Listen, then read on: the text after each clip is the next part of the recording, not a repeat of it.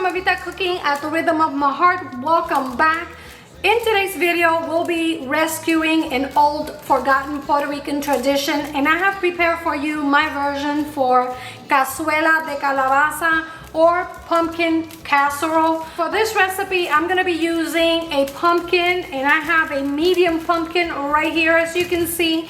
I'm not gonna be using the whole pumpkin for this recipe. However, I'm gonna be preparing the whole pumpkin and reserving the rest for a different recipe. We're also gonna need sweet potato, and the type of sweet potato that we'll be using is a white sweet potato, which is the most common sweet potato in Puerto Rico, like this one that we have right here. And even though the skin is a little purplish, the inside of the sweet potato is white. If you can't find the white sweet potato, you can certainly substitute it for the sweet potatoes like this one that we have right here. Besides the difference in color for both sweet potatoes, the difference between both is that this one seems to be a little bit sweeter, and also the white sweet potato is a little bit firmer, which is the reason why I prefer to use the white sweet potato for this recipe. Despite being a Puerto Rican dessert in tradition, the cazuela lost its popularity in most parts of the island, even though it is delicious and very easy to make. And today I'm hoping that we can rescue that tradition and we can teach and introduce the new generation about these delectable Puerto Rican traditions. Let's get started.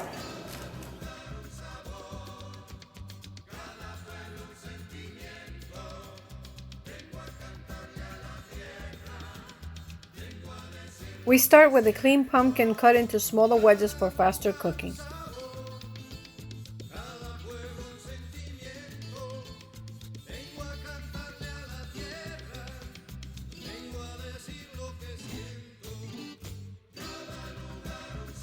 This type of pumpkin has an intense orange color and is very meaty, which makes it the perfect pumpkin for this recipe.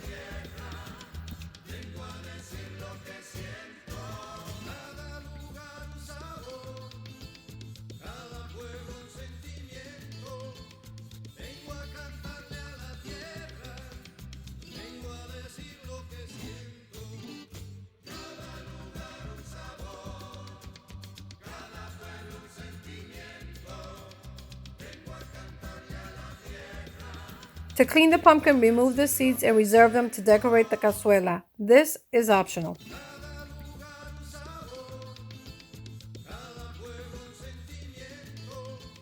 Since I'll be roasting the pumpkin in the oven, I like to cut it into smaller wedges.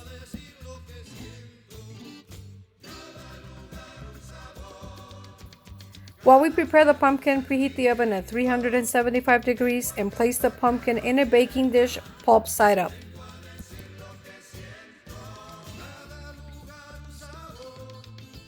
And repeat the same process with the sweet potato. If you prefer, you can boil the pumpkin and the sweet potato, making sure to remove the excess water to keep the casserole from becoming too watery.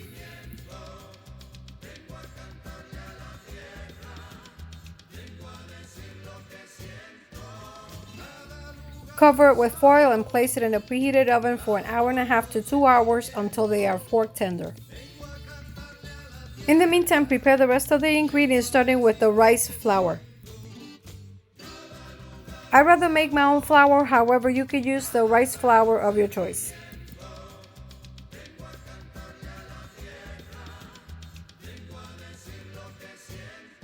We're gonna need a tea, and here I have some of the spices we'll be using, like the ginger, anise seeds, cloves, and star anise. In a small pot, mix the water together with the ginger, cloves, star anise, anise seeds, and salt. And finish with the cinnamon stick. When the tea comes to a boil, cover, turn off the stove, and steep for at least half an hour to extract the spice flavors.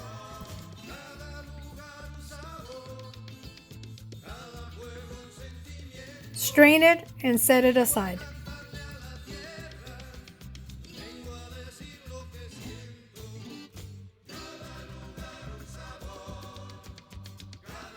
After 1.5 hours, verify that the pumpkin and the sweet potato are cooked and tender. Carefully remove the skins, and for this process you can use heat-resistant gloves, and I'll share the link where you can find them in the description box below. It's best to keep the pumpkin and the sweet potato hot to make it easier for mashing. Remember, you can also boil them to cook them for as long as you remember to remove the excess water.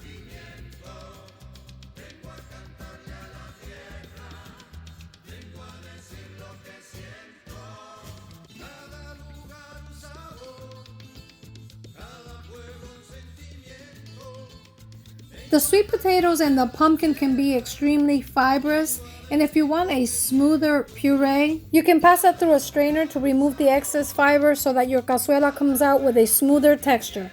As always, this step is optional.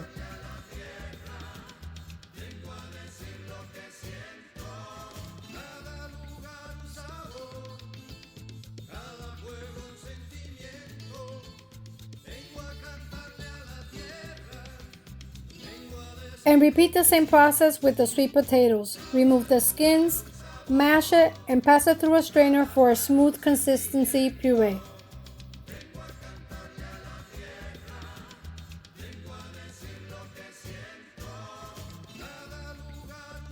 To put the cazuela together in a bowl, mix the coconut milk, evaporated milk, together with the rice flour and mix it well.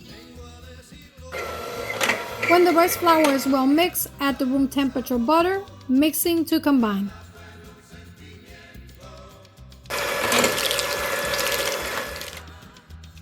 Add the eggs one at a time, mixing constantly.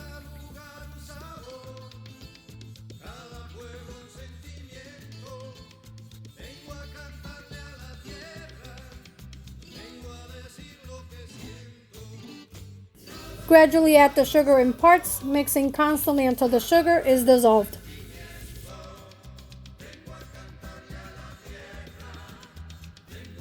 Add the mashed sweet potato,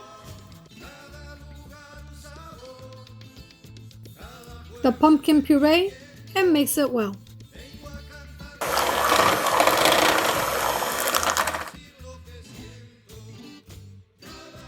Finally, add the spice tea and mix it vigorously until all the ingredients are perfectly blended and lump-free. To prepare the mold, lightly grease it with cooking spray and line it with banana or plantain leaves. If you don't have the banana leaves or the plantain leaves, you can use parchment paper. The traditional cazuela is baked using a baking dish lined with banana leaves like this one. Pour the pumpkin mixture and bake it in a preheated oven at 400 degrees.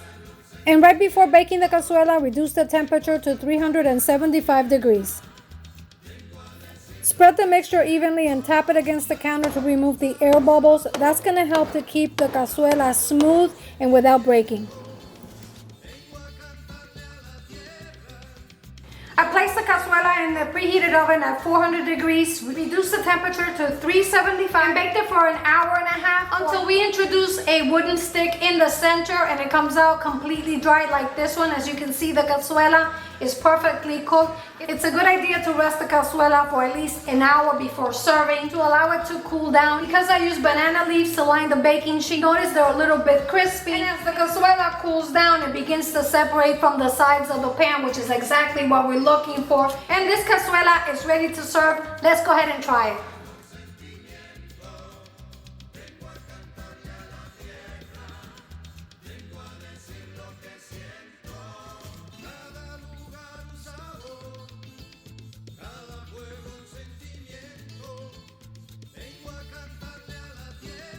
Decorate the cazuela with shredded coconut and glazed pumpkin seeds.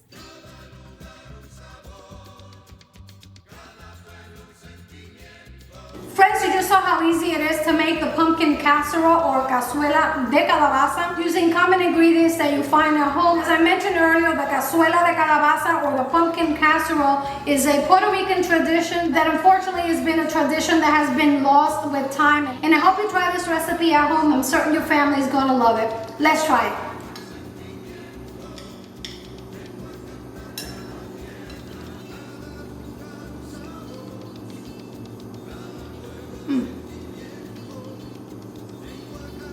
Wow.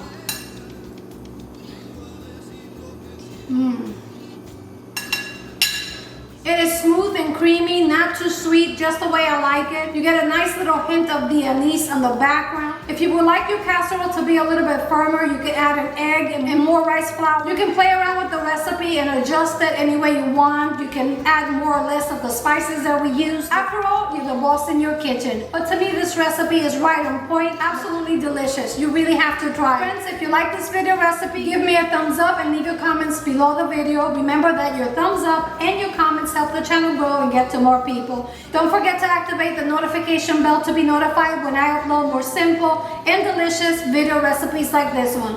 And until next time, I'm Evita, cooking at the rhythm of my heart. Buen provecho y hasta la próxima.